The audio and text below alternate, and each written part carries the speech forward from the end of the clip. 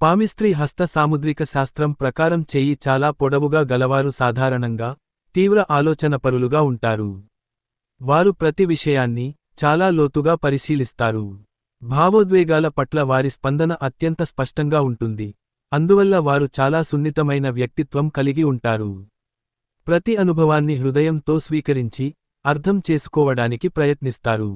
వారు తరచూ ఒంటరితనం కోరుకుంటూ శాంతంగా ఒకేఒక చోట ఉండి ఆలోచించడాన్ని ఇష్టపడతారు. ఈ స్వభావం వల్ల వీరి ఆలోచనలు క్రియేటివ్గా ఉండే అవకాశముంది. రైటింగ్, కళ, సంగీతం, తత్వశాస్త్రం వంటి రంగాలలో వారు డెవలప్ అవుతారు. అంతేకాదు, పరిశోధన, కౌన్సిలింగ్, ఆధ్యాత్మిక మార్గదర్శనం వంటి రంగాలలో కూడా వారు గొప్ప పరిజ్ఞానం కనబరుస్తారు. వారిలో నిగూఢమైన భావావేశాలను అర్థం చేసుకునే సామర్థ్యం ఉండటం వల్ల ఇతరుల బాధలు దూరం చేయగలగటం వీరి ప్రత్యేకత. కెరీర్ పరంగా వారు నెమ్మదిగా ఎదుగుతారు, కానీ స్థిరంగా ఉంటారు.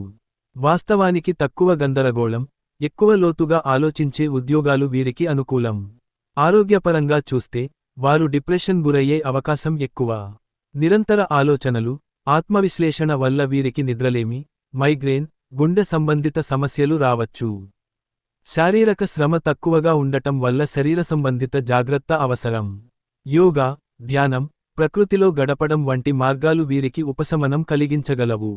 ఇలాంటి వ్యక్తులు జీవితాన్ని అర్థవంతంగా జీవించాలనుకునే తత్వవేత్తలలా ఉంటారు.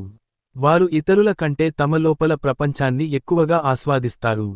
కుటుంబం, బంధాలు కూడా వీరికి ముఖ్యమే కాని వాటిలోనూ గాఢమైన భావోద్వేగ సంబంధాలు కోరుకుంటారు. సమాజంలో వారు ఎక్కువగా వెనుక ఉండే వారు కాదు, కానీ అవసరమైతే అద్భుతంగా చైతన్యం కలిగించగల శక్తి వారికి ఉంటుంది. మీ చెయ్యి పొడవు ఉందా లేదా కామెంట్లో తెలపండి.